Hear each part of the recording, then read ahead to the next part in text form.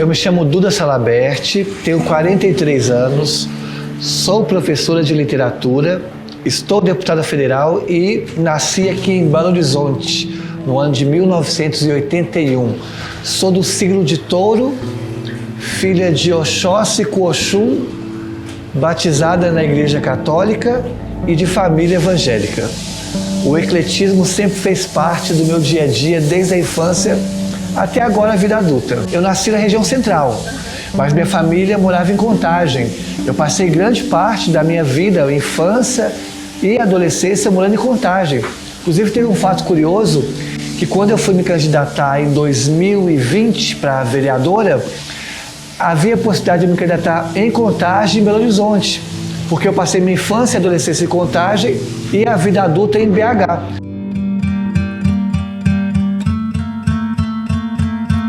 Nós somos uma família multiespécie, ou seja, moram aqui humanos e não humanos. Os humanos somos eu, minha companheira, a gente se casou tem 16 anos, minha filha Sol, que tem 5 anos, mas moram também uma coelha, 6 gatos, 3 cachorros e uma colmeia, todos resgatados. Inclusive a colmeia que mora aqui em casa ia ter uma construção, e aí nessa construção tinha essa colmeia lá e o Corpo de Bombeiros, junto com uma ativista, resgataram essa colmeia e nós cedemos a casa para que ela morasse conosco. E aí ajuda a gente também a polinizar nossas flores, e essa família multiespécie traduz essa relação que a gente sempre teve com os animais. Eu sou vegana, a minha companheira e minha filha são vegetarianas, e a gente busca sempre ter uma relação de respeito tanto com os animais como com o meio ambiente, sempre adotando, resgatando e ajudando os animais.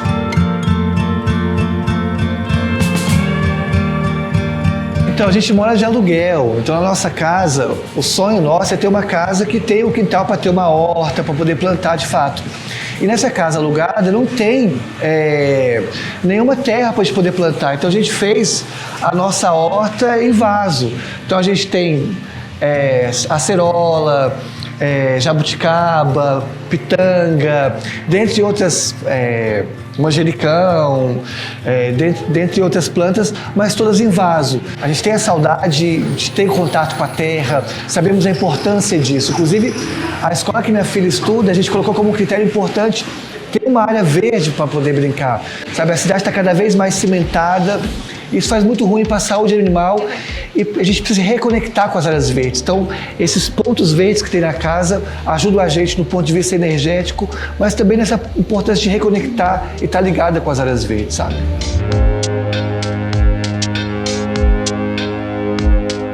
Eu venho de uma família mais humilde. Por parte de pai, meu pai, torneiro mecânico. Meu avô, por parte de pai, foi carteiro. Já minha mãe, uma mulher negra, não concluiu o ensino fundamental. Meu avô, por parte de mãe, pipoqueiro. Não conheci minha avó por parte de mãe. Minha mãe sempre foi costureira e uma curiosidade que ela sempre trabalhou em casa e ela, como costureira, conseguiu sustentar a faculdade de meu pai. Quando estava no ensino médio, meu pai decide fazer faculdade e quem paga a faculdade particular do meu pai é minha mãe, trabalhando como feirante. Ela fazia camisolas e vendia na feira. E hoje minha mãe não costura mais, o meu pai já aposentou e a gente tem uma relação muito próxima. Eles moravam no interior do Rio de Janeiro e vieram ano passado para Minas Gerais e hoje moram em Mariana. Meu pai fez engenharia civil, mas nunca exerceu o cargo de engenheiro. Ele aposentou enquanto torneiro mecânico. A gente sempre mudou muito de casa, cidades e estados devido às crises econômicas que perpassaram o Brasil nas últimas décadas. Então, eu nasci em Belo Horizonte, passei minha infância em Contagem, mas se pega o meu histórico escolar, você vai ver que de 2 em 2 anos eu mudava de cidade. Muitos são Contagem, BH, São Paulo. Contagem, BH e São Paulo. E isso oscilava de acordo com o emprego que meu pai conseguia. A partir dos 14 anos, volto para Contagem, enraizo em Contagem, estudo em BH e eu, na vida adulta, mudo para BH com meus 19 anos e de lá para cá estou em BH.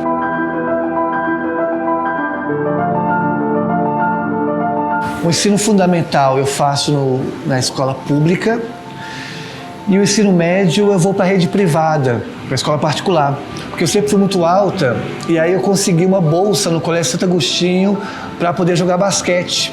Eu tenho 1,92 m. Fizer a carreira de basquete? Não deu certo. Não, mas foi boa. Eu consegui no basquete. Tinha os Jogos do Interior de Minas Gerais. E aí eu fiz parte da seleção de Contagem de basquete. E depois fiz parte da seleção de Belo Horizonte de basquete. Nós éramos nos Jogos Interiores de Minas Gerais, chamado JIME. Eu nem sei se existe ainda hoje, mas a bolsa surtiu um certo efeito. Assim. E no Santo Agostinho, jogando basquete, a gente ganhou alguns prêmios também.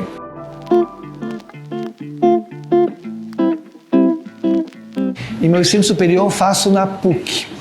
Eu passei em letras na PUC, não consegui entrar na UFMG. Na época, a UFMG não disponibilizava a quantidade de vagas para a formação de professores como há hoje. Então era bastante restrito o vestibular. Mas consigo passar na PUC, mas não tinha dinheiro para poder pagar a PUC. Então eu já começo a dar aula no primeiro período. Antigamente tinha um cursinho, uma EJA, ou chamado supletivo na época, chamado PH7. E precisava de uma professora, um professor para dar aula no último horário da parte da manhã. E aí quando eu estava no quarto período, eu sou chamada para dar aula num pré-vestibular, um grande pré-vestibular de Belo Horizonte chamado Classe A, que na época dava aula a um professor famoso, que era o Pachecão.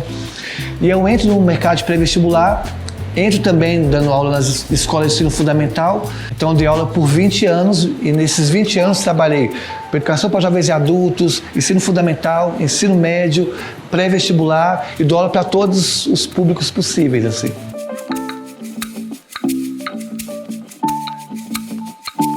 A minha atuação política sempre foi muito intensa, tanto no colégio quanto na universidade. Na escola, eu ajudo a participar, a criar no colégio os grêmios estudantis. E na escola participo do diretório acadêmico, no DCE também.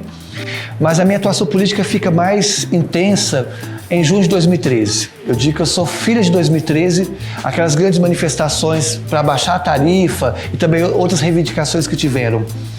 E naquele momento eu começo a flertar com alguns partidos políticos e me filio em 2016 no PSOL. Vivo intensamente aquele partido, porque tem uma frase do Apocalipse que eu amo que diz: Deus vomitará os mornos, porque não tem coisa pior que uma pessoa morna, uma vida morna, uma fé morna. Nós temos sentenças em tudo.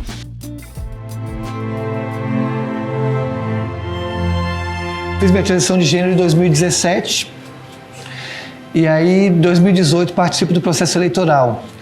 Há uma proximidade, porque a partir do momento que nós fazemos uma transição de gênero, acaba que o nosso corpo, a nossa identidade também se tornam mais politizados. Porque eu começo a fazer parte de um grupo que foi historicamente excluído das políticas públicas. O Brasil foi formado por uma desigualdade socioeconômica absurda. Infelizmente, há pilares que sustentam o Brasil, que são pilares do preconceito, como o racismo, o machismo, LGBTfobia, capacitismo, dentre outros preconceitos. E a forma de superar esses preconceitos, sem dúvida, é a educação. Por isso que eu digo sempre, eu posso estar na política, mas sou professora. Porque eu entendo que o papel de um professor é muito mais importante do que o de um político. Porque o político cria e fiscaliza leis, mas o professor cria consciência. E o que muda o mundo de fato não são novas leis, mas novas consciências.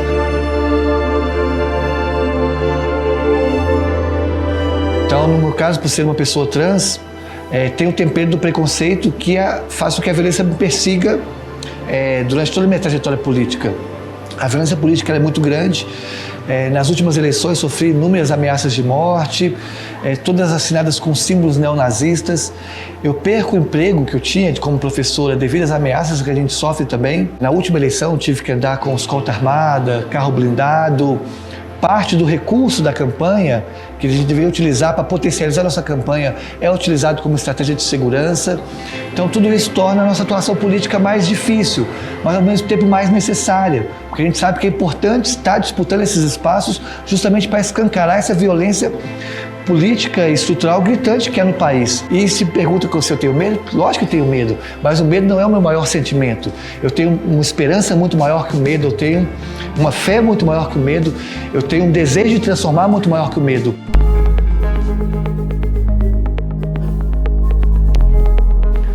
O maior cedo da minha vida foi me casar com a pessoa que eu amo, que é minha companheira, e ter tido uma filha com ela.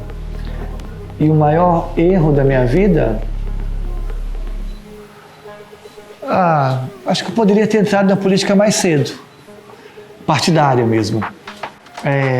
Eu sempre tive uma atuação política por movimentos sociais, mas eu entendo a importância de estar organizada num partido. A maior vitória que eu tive foi saber que por onde eu passo, tem pessoas que falam assim: Duda, meu pai não me aceita não, mas diz que votou em você. E eu respondo: seu pai te aceita sim, ele tem dificuldade para aceitar os próprios preconceitos. E seu pai não votou em mim não, votou nele mesmo, dizendo que a partir daquele dia ele vai ver a diversidade de outra forma.